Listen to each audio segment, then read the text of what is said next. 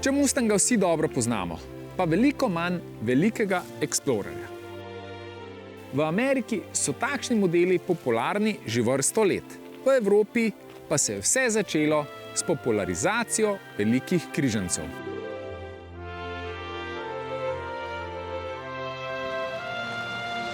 No, kakršnihkoli križancev. To pa je seveda pomenilo, da lahko znamke, ki takšne avtomobile že izdelujejo, slednje pripeljajo tudi v Evropo.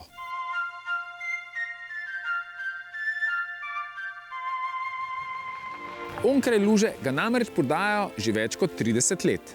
V 6 generacijah je seveda oblika doživela temeljite prenove, a ameriških korenin tale avto ne more zanikati.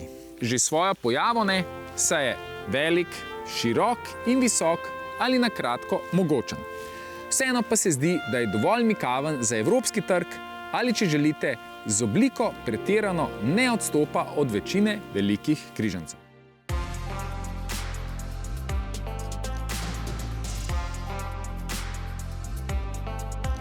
Drugačni so ameriški avtomobili tudi v notranjosti. Morda je manj poudarka na detajlih, pa več na uporabnosti in prostornosti. V Explorerju bodo odlično sedeli 4 odrasli.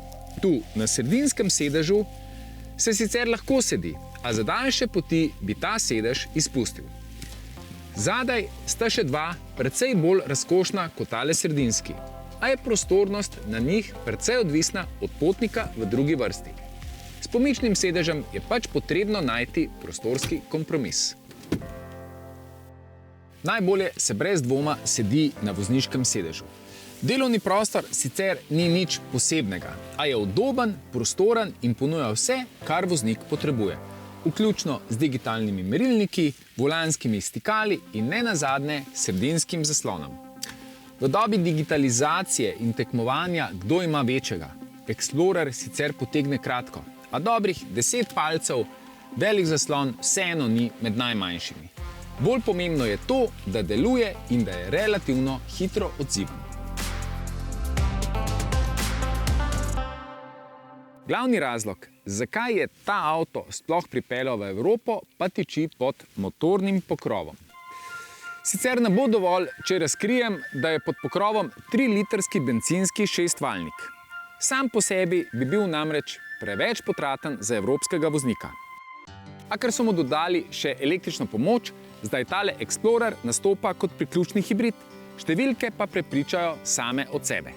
Sistemska moč je 336 kW ali po domače spoštljivih 457 konj.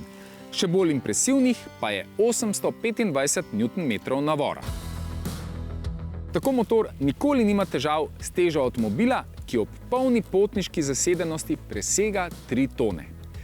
A verjetno vas vseeno zanima poraba. Ja, če bodo litij-ionske baterije s kapaciteto 13,6 kWh polne, je ta lahko po Fordovih pričevanjih skromne 3 litre za 100 prevoženih kilometrov. Naš norni krog je zahteval okroglih 5 litrov, pri čemer smo skoraj polovico 100-kilometrske poti prevozili na elektriko. Že preprost izračun pove, da je bila zgolj bencinska poraba 10 litrov, seveda ob zmerni vožnji.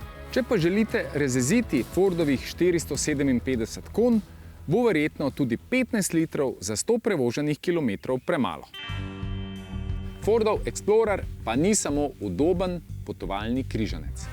Ne brani se namreč niti terenskega dela, pri čemer so 10-stopenjski samodejni menjalnik, inteligentni 4-kolesni pogon in kar 7 različnih voznih načinov precej dobra ekipa. A zdi se, da z avtom, ki zahteva od 80 000 evrov dalje, ni veliko lastnikov, ki bi se z njim podajali na zahtevna brezpotja. Bolj pridejo v poštev vozni režimi, kot so vožnja po snegu, spolzki podlagi ali vleka prikolice. Če prištejemo še večino asistenčnih sistemov, ki jih tale Ford ponuja, je Explorer brez težav varno, udobno ali koristno vozilo. Morda se ne razume najbolje s športnostjo in s hitrimi ovinki, a ameriško ležeren način vožnje obvlada do potankosti. In slede za marsikoga šteje. Če prištejemo še oblikovno drugačnost, ki izstopa na precej prefinjen način, pa je Explorer paket, ki bi znal prepričati tudi Slovence. Le dovolj veliko garažo je potrebno imeti.